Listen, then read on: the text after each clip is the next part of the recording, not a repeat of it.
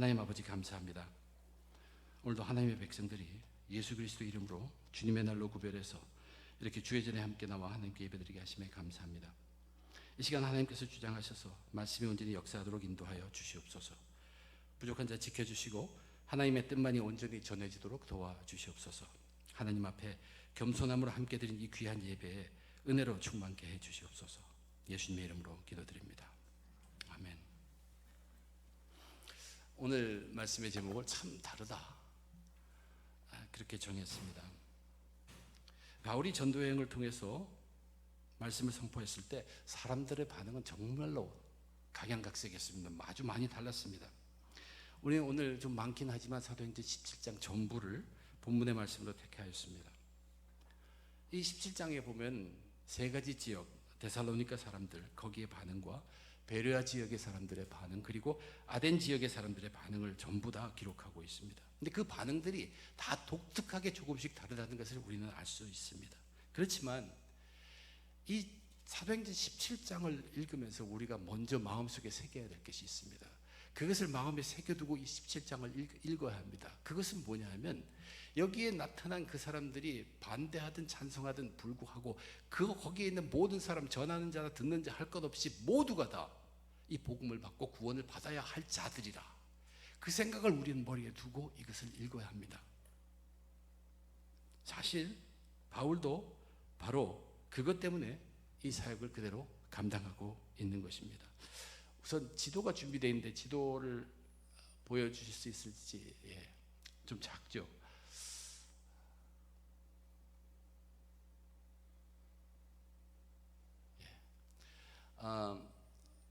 좀 도움이 되라고 준비를 했는데, 이제 이게 안디옥 교회라고 이제 이방인 중심으로 한 첫 출발지였죠. 2차형의 진더즈는 1차형의 마지막 지역인 더베란 곳에 가서, 그리고 그 위에 있는 루스라, 이고니온, 그리고 비시디아, 안디옥까지 가가지고 이제 제임스, 야고보가 예루살렘 회의에서 전한 그 내용들을 이제 전하는 메시지를 전합니다. 그리고 나서 이 안디옥 여기 그친 후에 이 아시아 지역이라고 되는 여기에서 계속 전도하기를 원하는데 예수의 영이, 성령이, 하나님의 영이 그렇게 전폭적으로 도와주지를 않는다는 것을 발견하고 그들이 어디까지 갔냐면 드로아라는 지역까지 갔습니다. 근데 이 드로아 지역에서 사도 바울이 환상을 꿉니다. 한 환상을 봤는데 여기가 마게도니아 지역이에요. 이 밑에가 아가야 지역이고, 이 마게도니아 지역에 한 사람이 손짓을 해서 오라고 그런다는 것이에요. 그래서 이 드로아 지역에서 넘어가서 거기에 첫 사역을 펼친 곳이 빌립보라고, 우리 지난주에 공부한 빌립보라는 이 파란색 동그란 데인데 이 빌립보 지역입니다. 그리고 오늘 우리가 살펴볼 지역은 그 밑에 있는 이제 데살로니가, 그리고 그 밑에 베레아, 그리고 바다로 더 나가서 이제 여기 아덴이라는 지역. 이것이 우리가 오늘 공부할 그 여정에 있는 지역들 위치입니다. 사도 바울이 이 사역을 감당하는데 계속 지치지 않고 그렇게 가는 이유는 그 속에는, 가슴 속에는 어느 누구든 이 복음을 들어야 되고 그리고 구원을 받아야 하는 그것이 있기 때문에 어떤 결과를 당하더라도 불구하고 계속 전진하는 것입니다. 그가 시작할 때는 바나바와 그 의견 대립으로 해서 전도팀이 새롭게 구성되었죠. 그 어려움이 있었습니다. 그리고 하나님께서 전폭적으로 도와주지 않는 것을 그들은 느끼고 자기들도 전도 머신, 기계가 아니에요. 그래서 새롭게 기도하고 기도의 무장으로 채우고 출발해서 이제 빌립보에 가서 사역하고 빌립보에서 감옥에까지 갇히고 다시 루디아라는 빌립보 교회를 들른 다음에 떠나서 온 것이 데살로니가입니다. 빌립보에 보낸 사도 바울의 편지 중에 이러한 말씀이 있습니다. 형제들아, 나는 아직 내가 잡은 줄로 여기지 아니하고 오직 한 일, 즉 뒤에 있는 것은 잊어버리고 앞에 있는 것을 잡으려고 표대를 향하여 그리스도 예수 안에서 하나님이 위에서 부르신 부름의 상을 위하여 달려가노라. 이게 비록 로마 감옥에 있어서 나중에 후에 쓴 거지만 이것이 빌립보 교회를 떠나면서 그의 마음이었을 것입니다. 자기는 오직 표대 하나를 바라보고 가는 것인데 그것이 하나님께서 하늘에서 자기를 부르신 그 일이라는 것이에요. 거기에 있는 상도 보장되어 있고 그 부르심의 일을 위해서, 그것은 뭐냐면 하나님의 말씀을 전하고 사람들로 하여금 구원받게 하는 것입니다. 사도 바울은 자기의 미래, 노후 그것을 생각하지 않습니다. 그리고 당장의 생계까지도 아마 생각지 안 하고 복음 전략에 뛰어든 사람들입니다. 오직 표대 하나만을 보라고 보았습니다. 갔습니다. 근데 그렇게 해서 도착한 곳이 데살로니가이고, 그리고 거기서 또다시 베레아로 가게 되고 아덴으로 가게 되었다고 17장이 우리들에게 들려줍니다. 우리들은 이미 바울이 쓴 편지들을 알고 있어요. 거기 보면 빌립보서도 있고 또 데살로니가에는 편지를 2개나 썼습니다. 그렇지만 여기 베레아나 아덴에 관한 편지는 보내지 않습니다. 그렇다고 해서 이 베레아의 사역이나 아덴의 사역이 중요하지 않은 것은 결코 아닙니다. 데살로니가에 보낸 그 편지가 아마도 이 지역, 그 아가야 지역과 그 마게도니아 지역에 있는 교회들이 돌려보는 그러한 편지의 내용이었다고 우리들은 믿고 있습니다. 오히려 그것이 중요한 것이 아니라 오늘 아덴 지역에서 사도 바울이 전한 그 복음의 메시지가 굉장히 긴 분량으로 소개되고 있다는 것은 이유가 있습니다. 지역마다 참으로 다른 이 반응을 가져온 바울의 그 일행의 전도 사역을 통해 보면서 우리들이 각자 깨우쳐야 할 것이 무엇인가 함께 살펴보며 은혜 나누고자 합니다. 우선 오늘 본문 1절을 보면 그들이라고 시작합니다. 데살로니가 지역으로 갔는데 그들이 어디 통해서 이제 데살로니가로 갔다. 근데 그들이라고 시작한다는 것은 그 앞에 우리라고 시작했는 거 다른 것이 무엇입니까? 이 글을 기록한 누가가 그는 빌립보에 남았다는 뜻이죠. 그래서 이제 이 사역은 그들, 즉 바울과 실라와 디모데 셋이 하는 사역으로 볼 수 있습니다. 그런데 이 데살로니가 지역에 이것은 사실 당시에 마게도니아의 그 행정구역상 수도국 같은 지역입니다. 거기에 유대인 회당이 있었습니다. 오늘 17장에 소개되는 이 장소 3군데는 전부 다 유대인 회당이 있습니다. 그래서 예수님께서 가르치신 대로, 예수님께로부터 배운 대로 그는 유대인이 먼저요, 이방인이 나중. 그래서 반드시 유대인 회당에 가서 먼저 복음을 전합니다. 이것이 자기의 관례로 삼았어요. 그래서 바울이 전한 복음의 메시지 어디서 시작합니까? 성경에서 시작합니다. 스크립처, 구약 성경. 그들이 당시에 유대인 회당에서 그들이 읽고 있는 그 성경에서 시작합니다. 당시 회당은 유대교 중심으로 유래되었지만 거기에는 유대인뿐만 아니라 경건한 이방인들이라는 것은 하나님을 찾는 사람들이라는 거죠. 하나님을 알고 하나님을 찾고 하나님께 더 가까이 가고자 하는 사람들, 그들이 모이는 장소였습니다. 그러므로 그 회당에서는 안식일마다 성경을 읽습니다. 성경에 대해서 익숙합니다. 그 성경으로부터 시작하는데 사도 바울은 성경에 대해서 뭐라고 얘기합니까? 성경은 예언책이라는 거죠. 무슨 예언이냐면 그리스도에 대한 예언이다.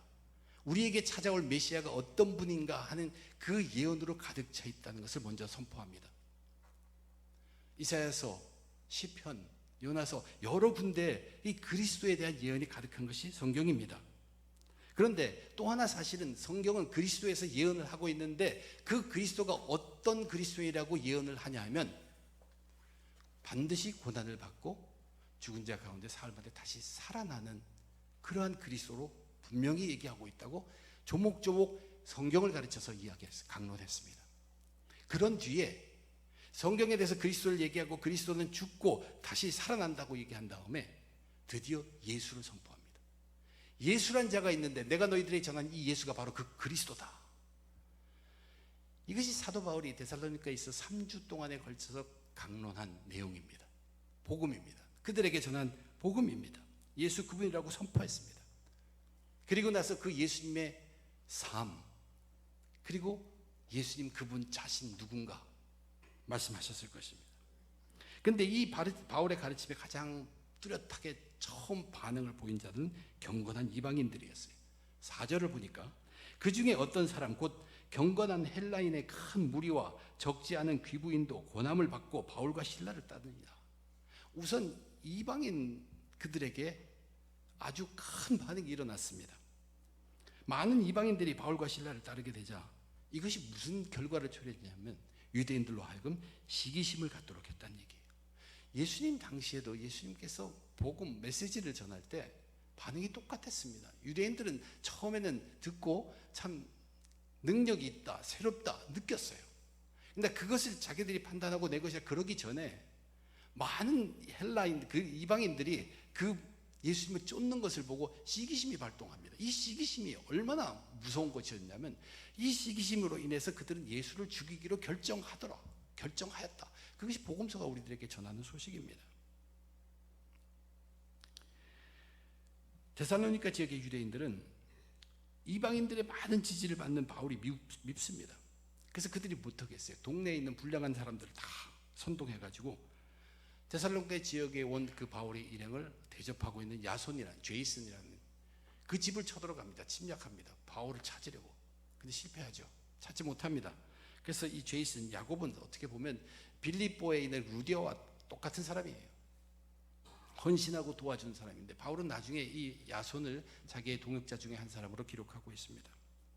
근데 이 유대인들이 실패를 합니다. 바울을 찾지 못하지만 바울에 대해서 고소하는 면이 기록되어 있습니다. 뭐냐면 유대인들은 바울과 그 일행이 천하를 어지럽게 한다, 가이사의 명령을 어긴다, 그리고 예수라는 다른 임금을 소개하고 있다. 이 사실이 굉장히 중요한 이유는 이제 이후로 사도행전에서 나타나는 바울을 고소하는 내용은 대부분이 이 내용입니다. 천하를 어지럽힌다. 복음이 천하를 어지럽힌다는 얘기예요. 복음이 가이사의 명령을 어기고 있다고 하고, 복음이 다른 임금을 소개하는데 예수라는 임금을 소개하고 있다. 그렇게 고소하고 있다는 얘기입니다. 그것이 여기 데살로니가에서 시작됩니다. 바울 일행은 도와준 야손을 고소했지만 사실 그것이 증거가 충분하지 않습니다. 그래서 야손은 결국 보석금을 내고 석방됩니다. 이 데살로니가 전도를 보고서 우리가 느낄 수 있는 것은 뭐냐면, 일단 복음은 들어가서 온 도시를 뒤집어 놓았습니다. 흔들었습니다. 특별히 우리가 원하는 바람직한 것은 이방인들의 마음들입니다. 그 속에 그 마음속을 다 뒤집어 놨어요. 이제 정말 그리스도 메시아에 대한 그 감격으로 가득 차게, 은혜에 가득 차게 뒤집어졌습니다. 또한 그와 마찬가지처럼 이 겉으로 드러나는 온 도시가 다시 소동으로, 유대인의 핍박 때문에 늘어났다는 것입니다. 이것이 복음의 능력입니다. 어쨌든 복음이 들어가서 거기서 흔들어 놓았다는 얘기입니다. 그런데 우리가 생각해 볼 것은 왜 유대인들이 시기하게 되었을까? 그들의 시기심은 무엇 때문일까? 어떤 것을 시기하게 되었을까? 생각해 볼 필요가 있습니다. 분명히 우리들 생각은 인기죠. 유대인들, 그러면 유대교회 회당에서는 그들이 높은 위치에 있습니다. 어떤 이방인들보다 하나님과는 가깝고 하나님의 말씀에 가서 우리가 맡은 사람들이다, 이런 자부심들이 있는. 그런데 그것이 다 뒤집어졌죠. 바울이 와가지고 이방인들이 다, 그들이 더 하나님께 더 가까이 가는 것을 분명히 보았습니다. 그뿐만 아닙니다. 자기들이 알고 있는, 자기들이 이해하고 있는 성경, 그 능력이 완전히 다 깨진 것이에요. 사도 바울이 조목조목 성경, 구약 성경, 두루마리 성경을 다 펼치면서 이것이 무슨 뜻인가 파헤치는데 정말로 능력이 있고, 자기들은 여지껏 헛믿었다는 얘기입니다. 이것을 알게 됐을 때 호기심, 그것을 극복할 수 있는 방법은 시기심밖에 없습니다. 또한 그들은 어떻게 믿고 있었어요? 그들은 여지껏 구원받기 위해서 평생을 자기가 공로한 대가로 구원받는 줄 알았어요. 그래서 할례도 받고 율법을 꾸역꾸역 지켜가고 있는 그 공로로 지금 살고 있는데, 사도 바울이 전한 메시지는 그게 아니에요. 오직 예수 공로라는 것이에요. 예수님이 다 해두는 것이에요. 예수님만 믿기만 하면 우리는 구원을 이룬다고 하니까 자기의 공로로 무조건 노력으로 해서 그런 구원받는다고 했는데, 이 이방인들은 전부 그냥 바로 구원을 얻는다는 이런 것들이 자기들로 하여금 시기심을, 자기들은 헛수고했다는 이런 것들. 그래서 그들은 시기심 때문에 참을 수가 없었습니다. 성경을 잘 몰랐고, 그리고 그리스도에 대해서도 잘 몰랐고, 믿음에 대해서도 잘 몰랐고, 자신의 노력으로 다 이루어질 줄 알았는데 그것도 아니었고, 그래서 엄청나게 바울과 실라를 핍박합니다. 그 베레아로 도망간 바울까지 찾으러 갈 정도니까, 이것으로 보여서 우리가 알 수 있는 것이 뭐냐면, 이제 거기서 데살로니가에서 남아있는 이방인들이 세운 교회, 만약 그들이 교회를 세웠다면 실제로 유대인들, 그 지방에 있는 유대인들이 그 교회를 얼마나 핍박하고 박해했을까를 우리는 상상해 볼 수 있다는 것입니다.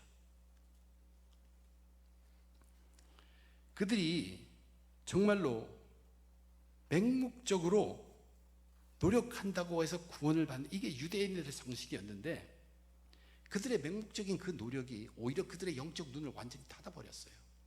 그래서 이러한 귀한 정말로 진리의 복음이 왔을 때 그들은 시기심을 발동할 수밖에 없었던 그런 처지를 우리는 다시 한번 보게 됩니다. 데살로니가에 있는 유대인들이 바로 그런 사람들이었어요. 그런데 우리가 실제로 데살로니가 교회가 그 다음에 어떻게 된지를 어떻게 합니까? 사도 바울이 데살로니가에 편지를 2개를 썼습니다. 그 편지에 보면 앞부분에 분명하게 이렇게 기록하고 있어요. 너희들 교회, 이제 나중에 디모데를 통해서 데살로니가 교회, 바울이 가고 싶었죠. 근데 디모데를 통해서 데살로니가 교회의 소식을 듣습니다. 거기에 의하면 뭐라고 되어 있냐면 그 지방 통치 전 지방의 마게도니아 제국과 아가야 지방에 있는 믿음의 형제들의 그 공동체 중에서 가장 본이 되는 가장 바르게 선 교회로 칭찬을 받게 됩니다. 그게 데살로니가 교회예요.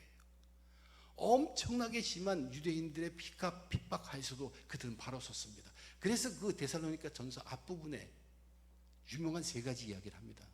내가 너희들을 생각할 때마다 내가 기억나는 것은 믿음의 역사다.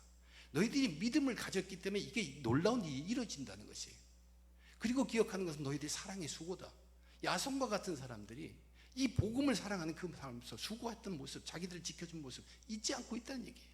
엄청난 그 유대인의 핍박하에서도 너희들은 소망의 인내를 갖고 있어서 끝까지 남았다는 얘기입니다. 믿음의 역사, 사랑의 수고, 소망의 인내를 그 앞에 데살로니가 교회에게 이렇게 내가 이것을 기억한다 하면서 칭찬을 했던 사도 바울입니다. 또 하나 우리가 알아볼 것은 귀한 것은 뭐냐면 빌립보 교회에서도 마찬가지고 데살로니가 교회에서도 그들은 절대로 사도 바울의 사도직이나 그 권위에 대해서 도전하지 않습니다. 다른 지역에서 그들이 도전한 것처럼. 왜냐? 사도 바울이 그들 교회를 위해서 감옥에도 들어가고 핍박을 받고 불이익을 당한 것을 직접 그들이 보았기 때문에 이것이 빌립보 교회와 데살로니가 교회에서 우리가 볼 수 있는 특징이기도 합니다. 그러나 결국 쫓겨나가서 바울과 실라는 데살로니가에서 밤에 도주하다시피 나와서 이제 베레아라는 지역으로 가게 됩니다. 이것은 어떤 계획된 여정은 아니라겠죠. 밀려갑니다 지금.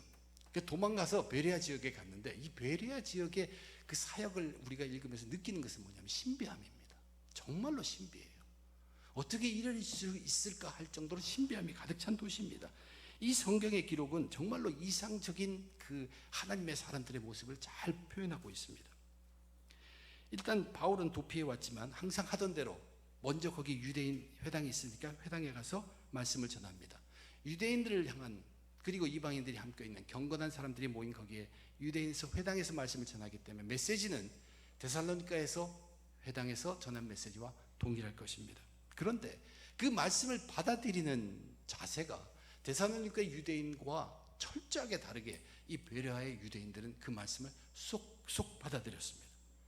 예전 번역을 보면 신사적이다 기록해놓고 요즘 개역 배경을 보면 너그럽다고 표현했지만 사실 이것은 무슨 뜻이냐면 마음을 열었다는 뜻입니다.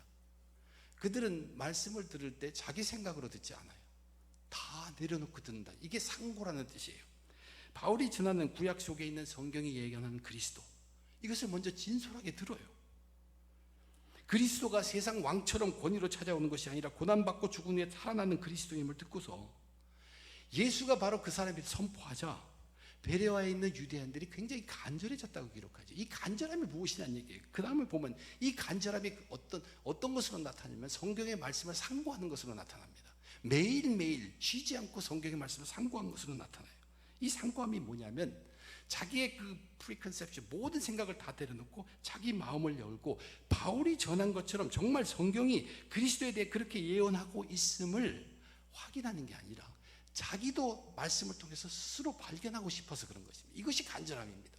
이것이 정말로 귀함입니다. 제가 우리 트리니티 성경학교 성경 공부를 할 때도 우리가 왜 성경을 읽습니까? 그 성경 속에서 우리가 뭘 확인하는 것이 아닙니다. 이 성경의 말씀을 통해서 진리라는 것을 나도 발견하고 그게 동참하는 기쁨을 누리고자 합니다. 그것을 계속되게 하기 위해서 우리는 성경을 읽는 것입니다. 이 베레아에 있는 이 성도들이 바로 그런 사람들이었어요. 진리를 들었어요. 그 진리를 분명히 성경을 통해서 가르쳐 줬어요. 그러면 자기도 다시 그 진리를 보면서 그것을 다시 한번 이것이 내 것이 되도록 내게 온 진리에 대해서 그 하나님의 말씀을 상고했다는 것입니다. 이것보다 하나님의 말씀을 바르게 받아들이는 모습이 없습니다. 베레아에 있는 그리스도는 정말로 아이디어한 정말로 이상적인 하나님의 백성들의 모습을 분명히 보여주고 있습니다. 사도 바울은 예수가 어떤 분이라는 것을 얘기했을 것이에요. 그리고 예수의 삶이 어떤 삶이었다는 것을 얘기했을 것이에요. 그러면 그 모든 모습들을 이 베레아 사람들은 자기들이 갖고 있는 성경 속에서 그 모습을 다 찾아냅니다. 그것을 찾아내면서 기뻐하고 감격하는 그러한 사람들의 모습이에요.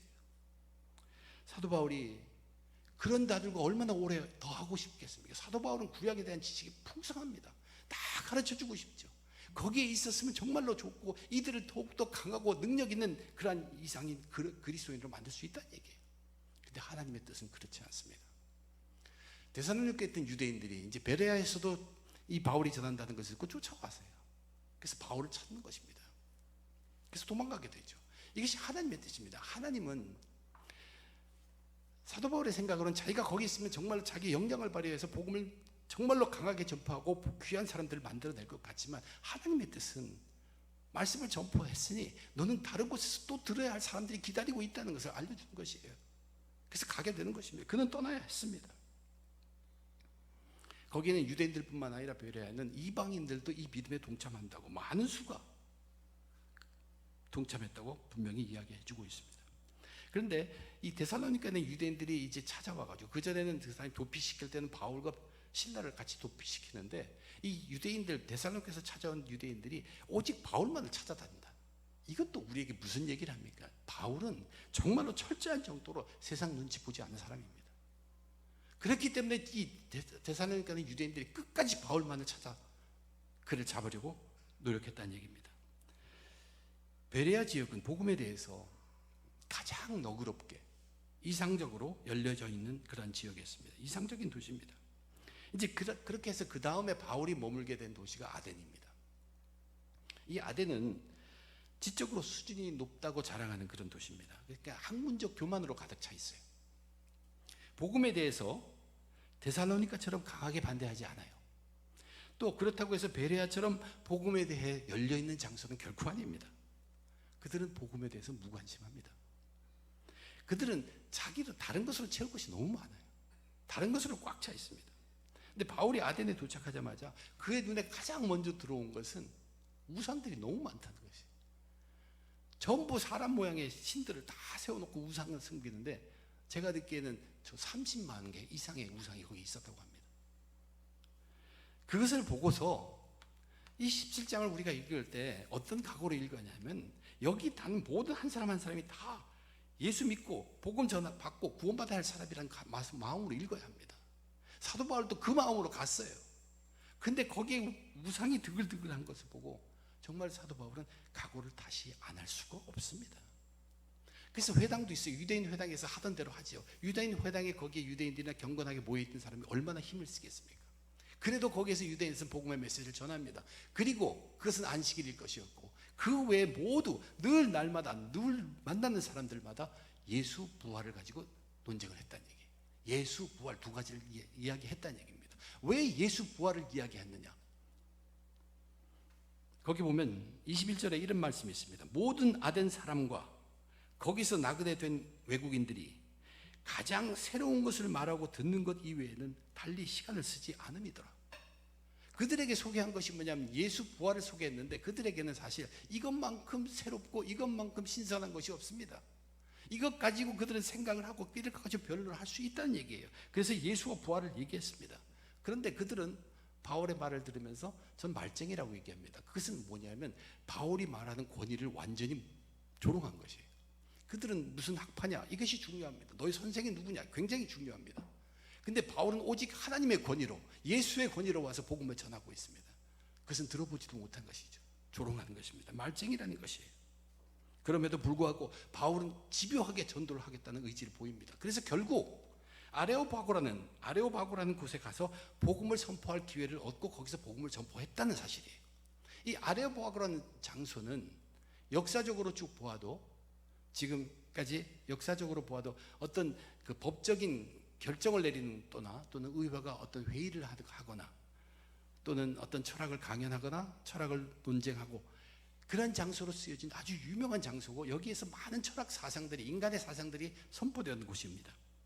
근데 그 자리에서 드디어 사도 바울이 복음을 전하기 시작했다는 얘기예요.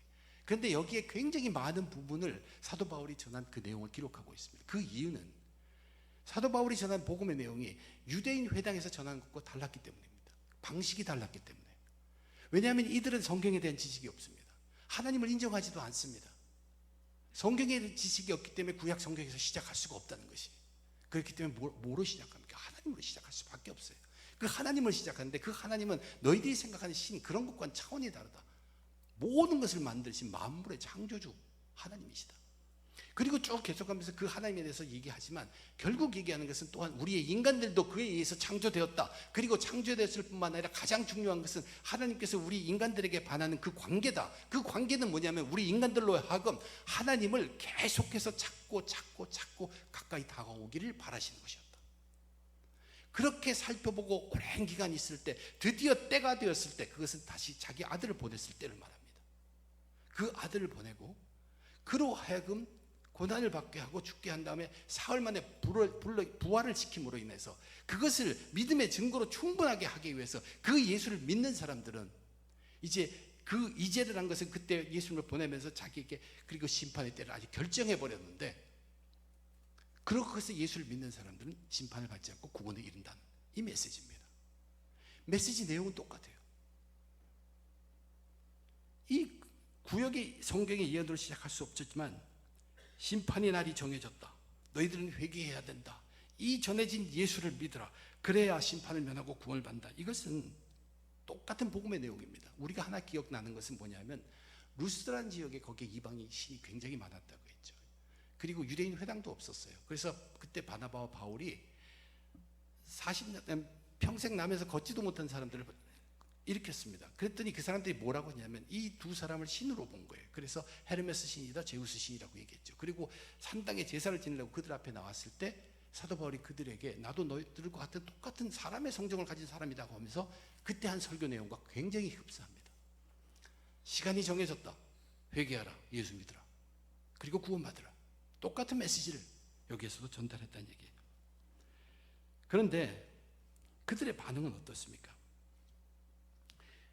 아덴 사람들의 반응은 극소수 사람들만이 그 말씀을 받아들이고 믿게 되었다고 분명히 기록하고 있어요. 그리고 대부분의 사람들은 이 부활이라는 것을 조롱합니다. 또 어떤 사람은 아주 멋있게 거부하기 위해서 내가 다음에 다시 들어보자, 이런 사람들이 대부분인데, 이것이 우리들에게 보여주는 것은 뭐냐면 지적인 사람들의 위선적인 모습을 보여주고 있어요. 그들은 어떤 사람들이었어요? 아까 그 21절에서 얘기할 때 그들은 모든 시간을 새로운 것과 가장 새로운 것을, 그것에 대해서 얘기하고 그것에 대해서 생각하는 데서 모든 시간을 다 썼다고 분명히 기록을 했습니다. 근데 그들 자세히 살펴보면 그것을 무엇을 위함이냐면 자신들의 지적 쾌락을 채우기 위함이었다는 것이죠. 지적인 쾌락을 채우기 위해서. 그러나 이 부활 예수에는 자기들이 원하는 그런 지적인 쾌락을 채워주지 못한다는 얘기입니다. 근데 사실 우상을 섬기는 사람들은 우상을 만들어 놓고 자기가 조종하기 위해서 그래요. 자기 원하는 것을 받아내기 위해서, 그 쾌락을 위해서 우상을 만드는 사람들입니다. 그런데 실제로 보면은 그러한 그 철학자든 어떤 사람이든 그들이 즐기는 그들에게 예수와 부활처럼 가장 새롭고 가장 신선한 것은 없습니다. 만약에 그들이 이렇게 가장 새롭고 신선한 예수와 부활에 대해서 그것을 마음에 조금이라도 담고 생각해 보았다면 아마 그들의 모든 생각은 완전히 뒤집어질 수 있는 절호의 기회였습니다. 모든 철학자들이 다 그렇지는 않겠지만 당시 여기 아덴의 철학자들은 그들은 자신들만의 지적 쾌락을 채우는 것에 열중했기 때문에 예수 부활을 조롱했지 새로운 것으로 전혀 도전하지 않았다는 얘기입니다. 그래서 결과적으로 보면 바울의 사역에 큰 성과를 거두지 못했다고, 어떤 사람들은 실패했다고 얘기하는 사람도 있지만 결코 그렇지 않습니다. 아덴에서의 사역은 압도적인 복음의 승리입니다. 그리고 아덴의 패배예요. 이게 어떤 장소를 우리에게 보여줍니까? 여기가 우상이 드글드글한 유혹과 보이지 않는 어둠의 반개가 가득한 가운데서도 복음은 조금도 가감 없이 선포되었다는 것을 알려주기 위해서 이 긴 부분을 사도행전이 우리들에게 알려주고 있습니다. 복음은 조금도 가감되지 않다. 가해지지도 않고 감해지지도 않고 복음은 그대로 선포되었다는 얘기예요. 그래서 이것은 복음의 승리입니다. 거기에 비해서 일생일대 한 번 복음, 하나님의 말씀이 떨어졌는데도 그들은 이 복음을 선택하지 않습니다. 그러한 아덴은 패배한 것입니다. 하나님은 지금도 우리 삶 속에 기적을 일으키면서 말씀을 선택하도록 기회를 줍니다. 말씀에 순종할 수 있는 기회를 줍니다. 그래서 선택하도록 하고 그 선택을 하면서 그 순간부터 그 사람은 변화하기 시작합니다. 근데 우리 현대 그리스도인의 삶은 어떻습니까? 그럼에도 불구하고 기적이 왔는데도 불구하고 기적으로 인해서 자기가 말씀에 순종해서 변화하기보다는 나는 이런 기적을 체험한 사람이야. 기적이 왔어 하면서 주위의 사람들이 자기를 향해서 바꿔주기를 변하는 사람이죠. 자기가 변해야 되는데 여전히 우상에 빠져서 나오지 못합니다. 자기는 변하지 않습니다. 조금도 말씀에 순종하는 그런 모습이 보이지 않고 말씀을 택하지 못하는 그런 현대 그리스도의 모습을 정말로 이 속에서 다 보여주고 있습니다. 왜냐하면 자기의 그 셀프 쾌락, 자기 거기에만 완전히 집요되어 있어요. 내가 잘 살아야 한다. 그것에만 완전히 집중되어 있기 때문에 정말로 진리의 말씀이 일생일대의 기회를 주는데도 그것을 놓쳐버린다는 얘기입니다. 복음은 데살로니가에도 베레아에도 아덴에도 선포되었습니다. 그리고 중요한 사실은 그로 인해서 믿음의 사람들이 생겼습니다. 많든 적든 생겼습니다. 복음은 그 지역을 휩쓸고 나갔어요. 선포되었다는 얘기. 사도 바울의 메시지 중에 하나님이 때를 정하셔서 심판의 날을 결정했다 그랬죠. 요한복음에서는 하나님의 말씀이 선포될 때 그 말씀을 들은 사람은 이미 심판이 임한 것이라고 얘기합니다. 그것을 받아들인 자는 심판을 면한 것이고 그것을 거부한 자는 심판을 면할 수 없다고 얘기한 것입니다. 복음은 분명히 능력이 있습니다. 능력이 나타나지 않는 이유는 사람이 그것을 받아들이지 않기 때문입니다. 이사야서에 있는 말씀도 똑같습니다. 요한복음에 있는 말씀도 똑같습니다. 다른 것도 하나도 없습니다. 데살로니가 편지의 사도 바울은 그 편지 뒷부분에 5장에 보면 아주 3가지 중요한 것을 제안합니다. 저희들 다 외우고 있어요.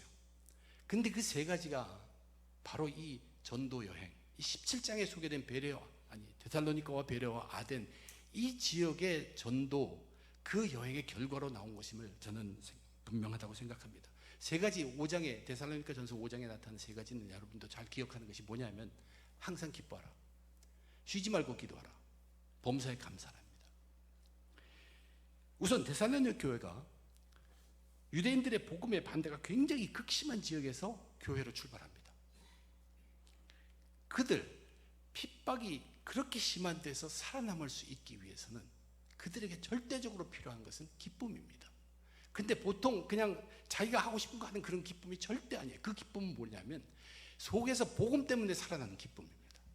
이 속에서 말씀으로 인한 그 기쁨이 살아있는 자는 아무리 누가 핍박을 해도 관계없습니다. 그것은 분명합니다. 저도 경험하고 있습니다. 사역을 하다 보면 사람들은, 우리 성도들은 저도 포함해서 자기가 불리하게 되면 굉장히 서운하게 돼요. 그러나 거기에 대해서도 어떤 것을 놓고서 우리가 말씀을 가진 자로서 말씀대로 내가 내 삶을 지켜야 한다고 생각하면 as long as 우리가 그 복음으로 인한 기쁨이 살아있는 한 우리는 타협할 필요 없습니다. 타협하지 않아도 됩니다. 중요한 것은 복음으로 인한 기쁨이 살아있는 것. 이것이 사실 우리를 예수 믿는데 핍박하는 것에 대한 가장 큰 무기입니다. 우리를 핍박하려는 자에게 저 사람은 우리가 알지 못하겠는데 괜한 우리가 느낄 수 없는 기쁨이 있는 사람이 그게 뭘까 하는 궁금증을 갖게 하는 것은 전도의 기회도 될 뿐만 아니라 이것이 우리를 핍박한 모든 것으로부터 막아내는 무기 중의 무기입니다. 말씀을 통해서 기쁨을 갖고 있는 것. 데살로니가 교회에게는 엄청난 유대인들의 핍박을 이겨내기 위해서 그들에게는 항상 기쁨이 필요했던 것입니다. 아덴의 교회가 어떤 교회였습니까? 그들은 하나님의 말씀을 쏙쏙 받아들인 사람들이 하나님의 말씀으로 철저히 무장된 베레아의 교회네. 베레아의 교회는 열린 교회에서 말씀의 교회입니다. 그런데 그런 말씀이 철저하게 들어온 사람들에게 필요한 것이 뭐예요? 그들은 성령의 도움이 필요해요. 쉬지 말고 기도해야 합니다. 성령의 도우심을 구할 때 말씀과 성령과 같이 일합니다. 말씀과 성령이 같이 일할 때 하나님의 뜻대로 일이 이루어집니다. 자기의 뜻이 아니라 그들은 분명히 말씀을 통해서 모든 기쁨을 알았어요. 그들에게 필요한 것은 쉬지 말고 기도하면서 건너가지 않도록 성령이 말씀과 함께 할 수 있도록 그것이 절실하게 필요한 것이 베레아 지역의 모습이었습니다. 말씀으로 소크되어 있기 때문에 성령만 도와주시면 폭발합니다. 아덴의 교회가 어때요? 아덴이 어떤 지역이었어요? 지적 교만함, 지적 위선이 가득했습니다. 그러한 교만과 위선이 가득한 사람은 무엇이 그런 줄 압니까? 그들 속에 감사함이 없기 때문에 그래요. 그들은 그러한 지적 교만함과 그런 위선적인 사람들 살펴보면 감사하는 것이 하나도 없어요. 따지기는 잘하지만 감사가 없습니다. 그런데 그런 아덴의 교회, 그 엄청나게 험하고 우상이 들글해서 일생일대에 온 복음의 진리를 받아들이고 그리스도인 된 사람들, 그 다른 사람들이 철저하게 지켜야 할 것은 자그만 일에도 이 복음 때문에, 복음으로 인해서 복음을 감사하는 감사함을 계속 살아있게 합니다. 그래야지만 그들은 겸손을 잃지 않아요. 그들은 쉽게 교만하게 돌아갑니다. 왜냐하면 주위에서 온 사람들이 자기 지적 쾌락을 추구하는 사람들로 가득 차 있기 때문에, 거기에 빠지지 않기 위해서는, 겸손을 유지하기 위해서는 작은 일이라도 오직 복음을 통하여, 복음을 위하여, 복음 때문에 감사하는 것들이 가득 넘치는 훈련이 되어 있어야 합니다. 아덴의 교회를 위해서 전해진 그 데살로니가 말씀입니다. 어느 한 사람도 빠짐없이 구원받아야 하기 때문에 하나님께서 길을 여시고 복음이 스쳐 지나가게 합니다. 이 기회를 놓치면 안 돼요. 우리는 사도행전 17장을 보면서 엄청나게 그 진리가 퍼지고 있는 심판의 날이 다가오고 있는데도, 거기에 심판이 임하고 있는데도 불구하고 목숨 걸다시피 하며 이 복음을 반대하는 사람들의 모습을 보죠. 그 모습을 볼 수 있어야 하고, 그 모습을 보고 안타까움이 우리 속에 생겨야 합니다. 자기 중심 세계에서 벗어나지 못해서 이 다가온 복음의 진리를 조롱해버린 사람이 있다는 얘기예요. 하나님은 그런 자들을 포기하지는 않습니다. 다시 기회를 분명히 줄 것입니다. 그러나 분명히 말씀하신 것처럼 심판의 날은 정해져 있습니다. 저와 여러분, 우리는 어떤 사람들이에요? 우리는 복음을 간직한 사람이에요. 우리는 복음을 받은 사람이에요. 그리고 복음을 택한 사람들입니다. 우리들에게도 항상 핍박이 있어요.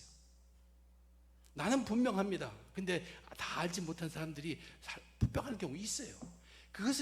그 핍박을 우리는 알고 대들고 설득하고 그런 것이 아니에요. 그 핍박을 이길 수 있는 힘은 다른 것이 아니에요. 그 일과는 상관이 없을지라도 복음을 통한 우리의 기쁨이 속에 살아있을 때, 이 복음을 통한 기쁨은 어떤 것에도 굴하지 않고 버틸 수 있도록 해준다는 것을 결코 잊지 말아야 합니다.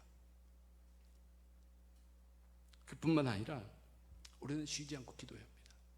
이 말씀이 하나님의 뜻에서 벗어나지 않기 위해서, 같이 일하게 하시고, 말씀과 성령이 같이 일하기 위해서 우리 쉬지 않고 기도해야 하는 사람입니다. 이것을 중지할 때 우리는 말씀은 충분한 것 같은데 영적 소경이 되어버리기 굉장히 쉽습니다. 하나님의 뜻을 벗어버리기 때문에. 끝없이, 우린 죄인이라고 했죠. 그렇으므로 한순간도 쉬지 않고 기도하고 있어야 합니다. 성령의 도우심이 필요한 사람들입니다. 그리고 복음을 통해서 범사에 감사하는 그 훈련으로 교만이 싹트지 못하게, 언제든지 교만이 싹틀 수 있는 저와 여러분 우리들이에요. 그러나 하나님의 주신 그 복음의, 그 복음 때문에, 작은 거라도 복음을 통하여, 복음 때문에, 복음으로 말미암아 우리가 작은 것에 감사하는 훈련을 거듭할 때 우리는 겸손할 수 있습니다. 교만하지 않다는 얘기입니다. 저와 여러분, 복음 속에 있는 사람들이에요. 끝까지 복음으로 승리하신 저와 여러분 다 되시길 주님의 이름으로 축원드립니다. 기도하겠습니다. 하나님 아버지, 저희들 부족합니다. 우리들에게도 때가 있습니다. 심판의 날은 정해졌습니다. 복음의 말씀이 전파졌습니다. 강직한 죄된 우리의 마음들 주님 버리게 하여 주시옵소서. 복음은 지금 지나가고 있습니다. 그 지나갈 때마다 그것을 모든 사람들은 반드시 받아야 되고 반드시 구원받아야 합니다. 우리는 그 마음으로, 그 정신으로 살아가는 사람들입니다. 사도행전 17장에 이 수많은 사람들이 목숨을 걸듯이 복음을 반대하는 사람들도 있고 조롱하는 사람들도 있습니다. 안타까움을 느낄 수 있게 해 주시옵소서. 우리도 그 복음의 대열에 있습니다. 쉽게 복음을 떠나기 쉬운 우리들, 죄인된 모습을 주님 붙들어 주시고 함께 해 주시옵소서. 복음으로 인한 기뻐함이 살아 샘솟을 수 있도록 우리 말씀 정말로 붙들리게, 말씀을 상고하게, 모든 것 다 열고 말씀 받아들일 수 있게 도와주시옵소서. 또한 성령께 간구하는, 쉬지 말고 기도하는 백성들이 되어서 말씀과 성령이 함께 하나님의 뜻대로 일할 수 있도록 주님 도와주시옵소서. 그리고 언제든지 교만할 수 있는 우리들, 지적인 그 쾌락, 그 교만함을 찾는 우리들이 겸손하게 교만을 꺾어 주시옵소서. 작은 일, 복음을 통한 작은 일에 감사함을 계속 훈련함으로 겸손할 수 있게 주여 도와주시옵소서. 이 모든 것 감사하며 우리 주님 예수님 이름으로 간절히 기도드립니다. 아멘.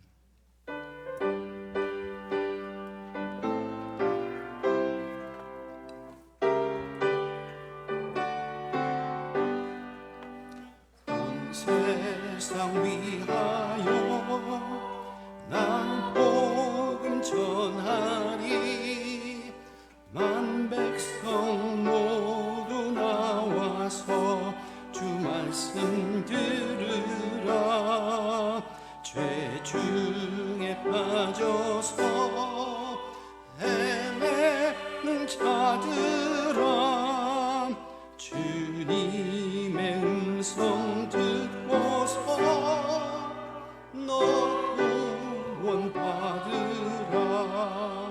전하고 기도해 매일 증되리라. 세상 모든 사람 다 듣고 그 사랑 알도록 온 세상 위하여 이 복음 전하리. 저 죄인 회개하고서 주 예수 믿으라. 이 세상 구하려 주 돌아가신 것 나 증거하지 않으면 그 사랑 모르리. 전하고 기도해 매일 증인 되리라. 세상 모든 사람 다 듣고 그 사랑 알도록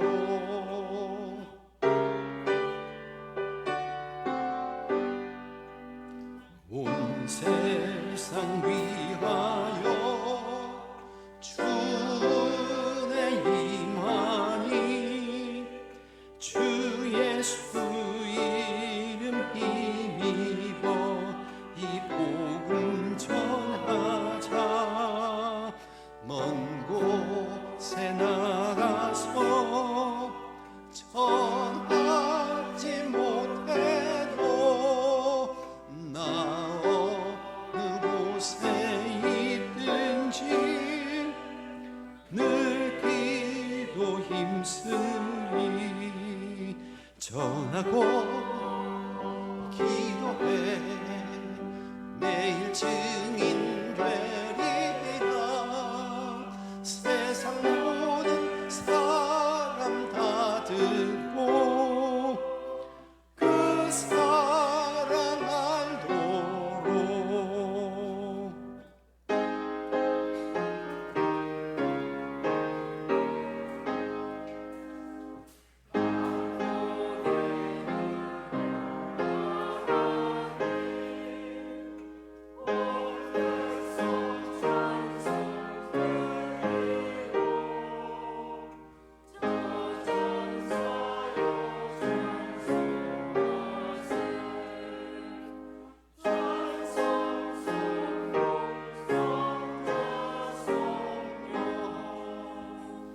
아멘.